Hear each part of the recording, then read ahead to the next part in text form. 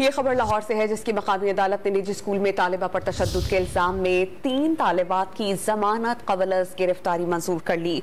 अदालत ने पुलिस को 30 जनवरी तक लड़कियों की गिरफ्तारी से रोक दिया है। पुलिस ये बताती है कि इलेक्ट्रिक सिगरेट तनाजे की वजह बनी। स्कूल इंतजामिया से पूछताछ कर ली गई है। District education officer ladies Lahore की सरबराही में कमेटी कायम कर दी गई। कमेटी को 3 रोज में मुकम्मल जांच पड़ताल के बाद रिपोर्ट पेश करने का कहा गया है। उधर मुतासरा लड़की पर तशद्दुद की एक और फुटेज भी मंजर-ए-आम पर आई है, जिसमें देखा जा सकता है कि एफआईआर में नामजद मुलजिमा ने मुतासरा लड़की को दीवार से लगा रखा है। मुलजिमा ने पहले मुतासरा लड़की के बाल नोचे और फिर तशद्दुद किया और फिर जमीन पर गिरा दिया। ये खबर लाहौर से है, जिसकी मकामी अदालत ने निजी स्कूल में तालिबा पर तशद्दुद के इल्जाम में 3 तालिबात की जमानत कबल गिरफ्तारी मंजूर कर ली।